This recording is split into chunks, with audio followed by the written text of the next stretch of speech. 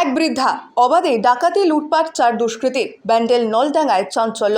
নলডাঙ্গার বাসিন্দা রেণু পাল, বয়স ৬৮। তার দুই মেয়ে, বড় মেয়ে অদিতি বন্দ্যোপাধ্যায় থাকেন ব্যান্ডেল ওলাইচণ্ডীতলায়, ছোট মেয়ে সোনালী সিন্দে থাকেন মুম্বাইতে।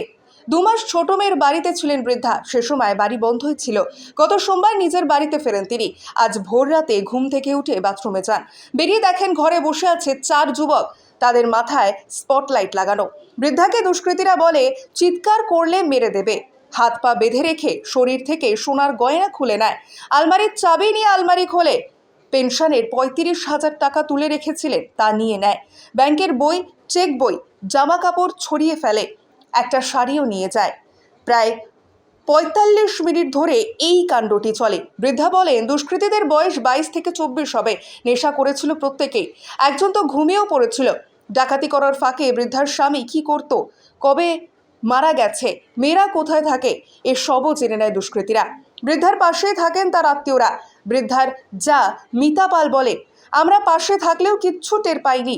ঘনবসতি এলাকায় এই ঘটনায় আতঙ্কিত এলাকাবাসী। স্থানীয় বাসিন্দা তরুণ চট্টোপাধ্যায় পুলিশে খবর দেয়। ব্যান্ডেল পুলিশ ফাঁড়ি থেকে পুলিশ আসে ঘটনার তদন্তে। কোদালিয়া ২ গ্রাম পঞ্চায়েতের স্থানীয় পঞ্চায়েত সদস্য শুভঙ্কর রাহা বলে, বড় রাস্তাগুলিতে পুলিশ টহল দেয়, কিন্তু ভেতরের রাস্তাগুলিতে পুলিশ যায় না। এর আগে পুরনো কোদালিয়ায় এ ধরনের একটি ঘটনা হয়েছিল। তবে নলডাঙ্গায় এই প্রথম। দুষ্কৃতীদের ধরুক, পুলিশ টহল বাড়ুক, এটাই চাইব। রাত্রিবেলায় তো দরজা বন্ধ করে শুয়েছি। এই ৩টের আগে আমি বাথরুমে গেছি। বাথরুম থেকে বেরিয়ে এসে দেখছি ৪ জন এখানে বসে আছে। মাথায় হেডলাইট জ্বলছে সব। আমার ঘরে তো লাইট জ্বালানো ছিল না। তারপরে বললো, আপনি এখানে শুয়ে থাকুন। একজন আমার পাশে বসে রইল, আর ৩ জন আগে গয়নাগুলো খুলে নিল। তারপরে আলমারির চাবি চাইলো। চাবি আমি বললাম, খুঁজে নাও, ওখানে আছে, খোঁজো। খুঁজে বের করে টুকটাক সোনাদানা ছিল ভিতরে, লাস্টে ব্যাগে ৩০,০০০ টাকা ছিল, যা যা কাগজপত্র ছিল। ব্যাগ শুধু নেয়নি, কাগজটার মধ্যেই ওরা জিনিসপত্র নিয়ে চলে গেছে। প্লাস্টিকটা বেশ বড় ছিল। না না, মারধর করিনি। আমি ওর সঙ্গে কন্টিনিউ কথা বলছি, মানে মারবি না আমাকে। হ্যাঁ, আমি মারবি না, আমি চাবি দিচ্ছি। কানের দুলটা খুলতে পারছিল না, খুলে দিলাম।